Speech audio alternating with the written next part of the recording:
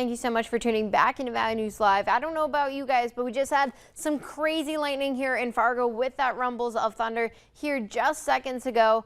But we're also still sitting comfortably with those temperatures at 70 with those winds out of the north at just 7 miles an hour. Now with those winds, most of us in Minnesota and near that I-94 corridor are starting to have those calmer winds, but areas where you're on the backside of that low pressure system, you're still getting those breezy winds with areas like Mobridge gusting up to 39 miles an hour, Jamestown at 35, and even Aberdeen at 30. Now, like I said, with those thunderstorms, we're seeing that spiral of that low pressure system just near that North Dakota and South Dakota border. But otherwise, we're starting to get those effects and those bands of those thunderstorms, especially here in Fargo. We're starting to get one just coming to the south of us, but we're also getting some just in between here, Fargo and in Grand Forks. But the other one we've been keeping our eye on this afternoon is stretching areas from Marshall and Red Lake County all the way down through Hubbard and Wadena.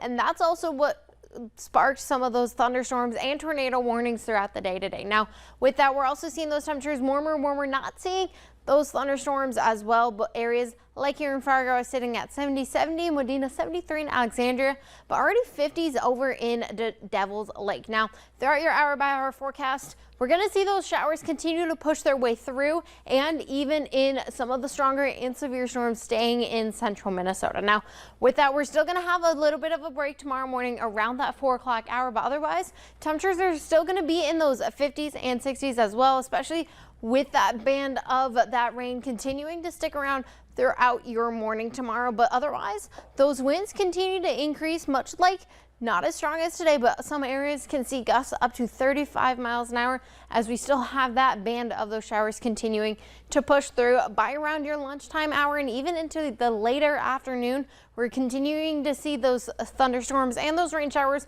push throughout our neck of the woods.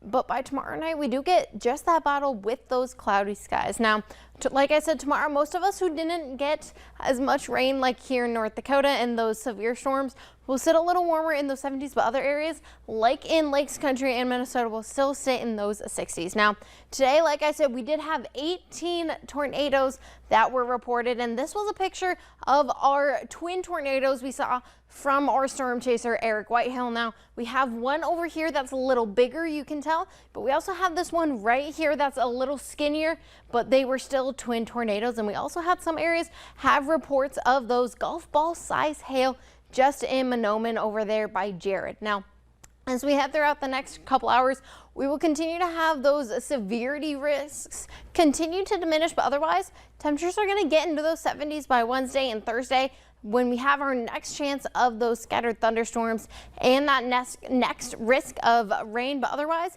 as we head throughout the weekend and even into next week, as we start out our July, temperatures rebound into those 80s and 90s, Reed, with plenty of sunshine. We just got to get through the last 24 hours of that rain that are currently hearing that lightning and thunder here at the station. I kind of like it.